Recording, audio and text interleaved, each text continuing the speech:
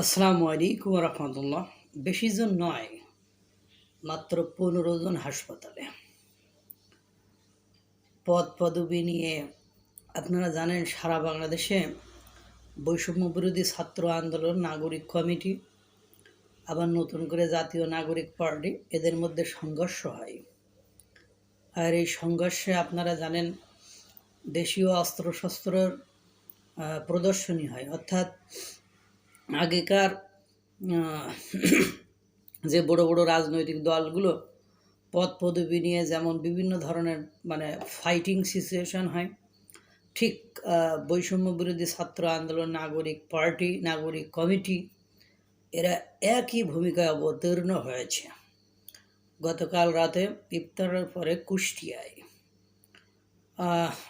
পদ পদবি নিয়ে বৈষম্য বিরোধীদের দুই পক্ষের সংঘর্ষ হইয়া 15 জন কুষ্টিয়া হাসপাতালে ভর্তি।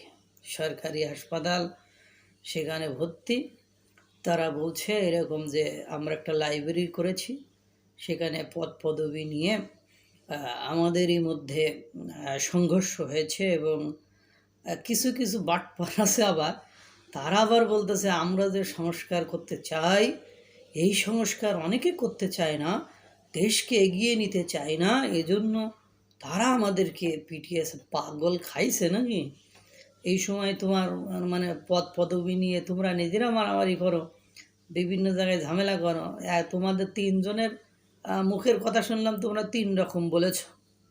একবার বলছো আমাদেরকে ডেকেছে, আর একবার বলছো সৈরাসরির দোসররা মেরেছে, যে বড় ভাইরা আলোচনা করার জন্য আমাদেরকে ডেকেছে, আমরা সেখানে গিয়েছি। সেখানে টেম্পুতে করে লোকজন এসে আমাদেরকে মেরেছে। এই অবস্থায় আমারে একজন বলছে আমারে 20-30 জন ধরে এলো পাতাড়ি ঘুষাইছে। তো ও আবার বলতেছে চেনো? আমি চিনি না। চিনো না মানে? তোমার এলাকার লোক, তোমার দাদা ভাই, একজন বলে দাদা ভাই কে যেন এ আমাদেরকে ডাকছে, সেখানে গেছি। তারপর টেম্পুতে এসে করে আমাকে 20 জনে ঘুষাইছে। তুমি কুষ্টিয়ার ছেলে, তুমি 20 জনের কাউকে চেনো না? এটা কি তোমরা ফাজলামি শুরু করছো নাকি? ছাত্রলীগ যদি নিষিদ্ধ সংগঠন, তো এরা নিষিদ্ধ না হওয়ার মতো কি করিনি? এরা তো সবই করতেছে। এরকম সারা বাংলাদেশের যে জায়গায় কমিটি দেওয়া হয়েছে, সেই জায়গায়ই তো এরা ঝামেলা বাঁধাইছে। বেশি জন যায়নি, 15 জন গিয়েছে। দেখবেন যত দিন যাচ্ছে তত আরও কত 15 জন এভাবে হাসপাতালে ভর্তি হচ্ছে। এভাবে দেখবেন কিছু কিছু জায়গায় উইকেটও পড়া শুরু হবে। ক্ষমতার লোভ।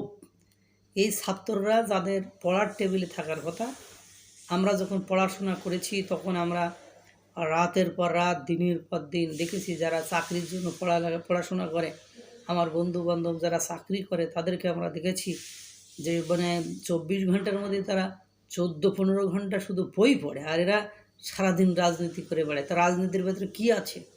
সরকার কি রাজনীতিবিদদের বেতন দেয়? এদের ফিউচার কি? এরা এই যে সাদাবাজি, বাটপারি, ছিনতাই, দখলবাজি, নিয়োগ বাণিজ্য, এইসব করেই তো খায় না। এদের আবার তৃতীয় সোর্স অফ ইনকামের কোনো লাইন আছে? সুতরাং এগুলোরে ছাপাই দেওয়ার কোনো দরকার নেই। যারা পড়াশোনা বাদ দিয়ে এইসব করতে আসছে, এদেরকে আপনি সৎ মানুষ বললে, আমি অন্ততপক্ষে as a student of political science I never believe it. আমি কখনো এটা বিশ্বাস করি না যে এরা সৎ মানুষ। কারণ কি, কৌটিল্য চাণক্য উনি বলেছেন রাজনীতিতে নীতির অভাব, রাজনীতিতে নীতি বলে কোনো কিছু নেই। সুতরাং এসব কথা বলে লাভ নেই। এরা নিজেরাই ভিতরে এই পদ পদবি নিয়ে সংঘর্ষ লাগাইছে।